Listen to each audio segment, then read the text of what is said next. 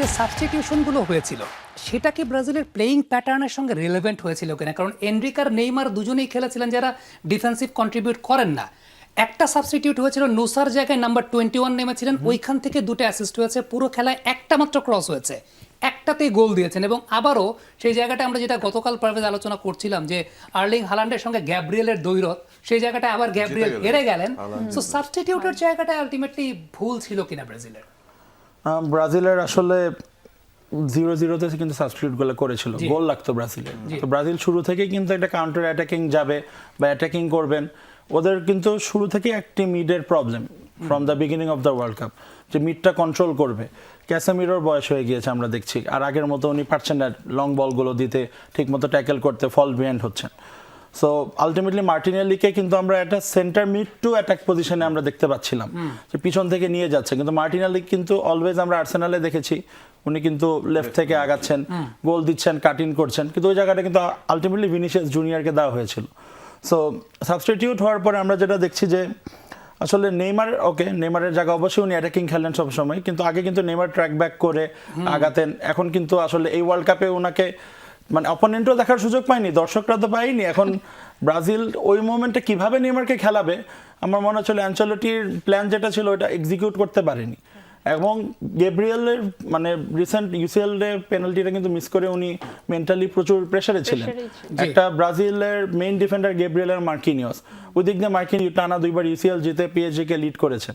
তো আসলে গ্যাব্রিয়েল এবং হাল্যান্ডের খেলা কিন্তু আমরা রেগুলারলি প্রিমিয়ার লিগে দেখে থাকি, সেখানে আমরা বলবো যে হাল্যান্ড কিন্তু আপার এজটা পেয়েই থাকে অনেক সময়।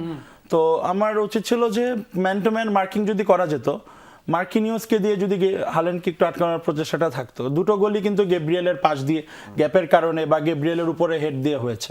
হালান্ড পুরাই ফ্রি খেলেছে, হ্যাঁ মানে এটাই বলছি, হালান্ড পুরাই কিন্তু ফ্রি খেলেছে। ও মানে পুরো মাঠ কিন্তু এনজয় করে খেলেছে, কারণ এই সুযোগটা মানে কোচের প্ল্যানিং এর সাথে আমি আসলে বুঝতে পারতেছিলাম না যে আসলে তার প্ল্যানিংটা কি, আসলে তাদের অ্যাটাকটা কোন দিক দিয়ে সাজাচ্ছে, তারা কি কাউন্টারে যাচ্ছে না বিল্ড আপ ফুটবল খেলতেছে, মানে উইং প্লে করতেছে, মানে তাদের প্যাটার্নটা বা স্ট্র্যাটেজিটা কি ছিল আমরা কিন্তু ক্লিয়ার ছিলাম না, যে না তারা মানে ওদের অ্যাটাকটা এরকম করে সাজাচ্ছে, আমরা কিন্তু কোনো কিছু ক্লিয়ার ছিলাম না। ইভেন তারা কি মানে ডিফেন্সিভ খেলছে কিনা, আসলে তাদের কি ম্যান মার্কিং করছে কিনা, তারা কি ড্রপ ব্যাক করে খেলতেছে কিনা, মানে আসলে টোটাল খেলাটাই আমার কাছে মনে হয়েছে যে আমি কিছু লার্ন করতে পারতেছি না, মানে আমি কি দেখতেছি অ্যাটলিস্ট। পারভেজ, রায়ানকে সাবস্টিটিউট করাটা ওই জায়গা থেকে দুইটা গোল। হ্যাঁ, এবং যে সেই প্রসঙ্গতে আমরা আবার আসবো, কারণ বলছিলাম যে day when everything went wrong. Ancelotti একটা প্ল্যান নিয়ে একজনকে নামান, কিন্তু উল্টো দিক থেকে যে প্ল্যানের চেঞ্জ আসবে সেটাও তো তার অ্যান্টিসিপেট করতে হবে। সেকেন্ড হাফের শুরু থেকেই কিন্তু দুজন উইঙ্গারকে চেঞ্জ করা হয়েছে, Oscar Bob on the right এবং আন্দ্রিয়াস অন দ্য লেফট। তারা নুসা এবং সরলথের জায়গায় এসেছিলেন, এবং ওই যে রায়ানকে সাব করে নিয়ে যাওয়া, তারপরে আবার যখন দেখলেন যে সেখান থেকে প্রবলেমস হচ্ছে, তিনি একগাদা মিডফিল্ডার নামানো শুরু করলেন। এডারসনকে নামাচ্ছেন, ড্যানিয়েলো সান্তোসকে নামাচ্ছেন। এখন প্রবলেমটা হচ্ছে যে আপনি একটা গেম চেস করছেন, সেই সময় আপনি মিডফিল্ডার কেন নামাচ্ছেন? সো এইখানেও আমার মনে হচ্ছে তিনি একের পর এক ভুল করে গেছেন, কারণ একটা ভুলের কনসিকুয়েন্স ফেস করতে করতে করতে এবং এমন একটা অবস্থা হয়েছে যে তিনি লাস্ট সাবে এডারসনকে নামালেন।